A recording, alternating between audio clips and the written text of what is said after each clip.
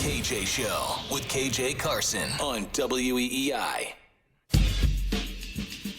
I think guys are stepping up and taking advantage of opportunities. There's some guys that are working off on the side, guys that haven't been available to us. And I think that every day somebody shows us something. It's can we continue to do it consistent? We'll go down in the red zone and see who can kind of catch, maybe make some plays and contested catches and tight windows. But I like how they've worked. I've liked how they've responded, thrown a lot at them. Now with first, second, third down, and then adding red zone and no huddle. So hopefully they're ready to go today with all those situations.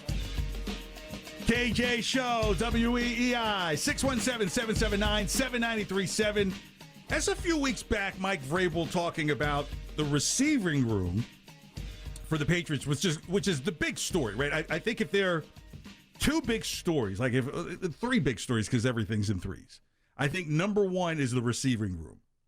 Number two is the running back room, and number two is Drake May's room, because there's nobody in the room with him, right? Now, the other side of that is, if there's disaster in the quarterback room, like injury, there's disaster for this entire team. Like you can tell me all you want about Josh Dobbs is capable. The team be in trouble if Drake May has to be out 1 or 2 games this season. But the receiver room is the story because there's been nobody in it. Stephon Diggs is now the proverbial leader in it. And boy, what a preseason he's had before the preseason. So, one, to say a name like Stephon Diggs in the receiving room is probably the biggest name you've heard in the room probably since you said Edelman's name again in the room. Right? There's just not been a receiver worth scaring defenses on this team in several years, at least for all the years of Mac Jones being here, for sure. Tyquan Thornton didn't work out. Kendrick Bourne was supposed to be, he seemed to be working out at one point. Injuries kind of caught up with him. Now it's just been kind of like everybody's like, this, who wants to be a 6th rounder and make the Patriots? That's what's been kind of going on. But I went to ESPN and looked at what is the presumed depth chart right now for the receiving room, and I was kind of shocked at what I saw. So here's your receiver one. Obviously, it's Stephon Diggs. They list him as questionable. I'm thinking, life is a bit questionable these days, right, Cardi B? Sickness? I'm kidding. Demario Douglas as the 2, and Kyle Williams as the 3. Does that surprise you, Jacob, right there? Yeah, what about the 2 wide receivers they drafted last season? It looks like they didn't pan out, huh? Oh, well, see, this is where it gets interesting. So the backup immediately to Stephon Diggs is Mac Hollins, which is interesting because I thought maybe you put Mac Hollins on the other side and Demario Douglas would be the 3, but they have Mac Hollins as the backup 1. Kayshon Boutte is the backup 2. Kendrick Bourne is the immediate backup 3. So now we're getting to the 3rd level of the depth chart, and as Jacob alluded, there's a couple of names you haven't even heard just yet. Jalen Polk is the 3rd string backup 1. Javon Baker, the backup 2, and Chisholm the 3rd, who a lot of people have made a lot of ravings about, is the backup. He's the 3rd depth chart 3rd backup receiver for the 3 receiver. Polk and Baker have to look at and see, damn, y'all saw what happened to Tyquan, right? Tyquan gone. And they gave him every opportunity. How many times did we have the conversation? When he gets healthy and more weight on him, he can stretch the field, his speed. That people talk about like he had some of the fastest times when he was at Baylor. I don't know if he's had the fastest time at Chick-fil-A. I don't know at this point. I don't know.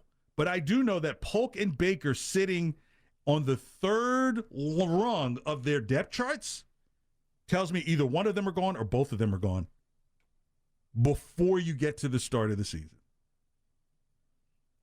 This is probably why you bring in someone like a Vrabel. And people call me a Gerard Mayo homer for some reasons that are really tied to skin color and what you filled out in boxes. But what I'm here to say is this. If Gerard Mayo was here still, Polk and Baker, I don't think would feel like they're under this type of threat of losing their job. I just really don't think they are. I think it would be like, well, coach is learning, they're learning. I think Vrabel's like, you guys are borderline not NFL players. And of course, if Polk is not kept, the McConkle, what it was his McCaffrey, not McCaffrey. What is the guy's name out? Lad McConkey. Lad McConkey. Yes, you will hear Lad McConkey's name. guy. Well, yeah, of course. What, slow in a lot of jokes? No, I'm kidding. Oh, I'm so sorry. That was not called for. But yeah, you would then hear, wow, Jalen Polk walked out so well that Lad McConkey was passed over. And then all the eyes will turn right at who? Elliott Wolf. If Polk does not work out and the receiving room is a meh, I think one of the biggest questions is going to be like, hey, Elliott, you traded away the right to Lad McConkey, and now really you only have Stephon Diggs.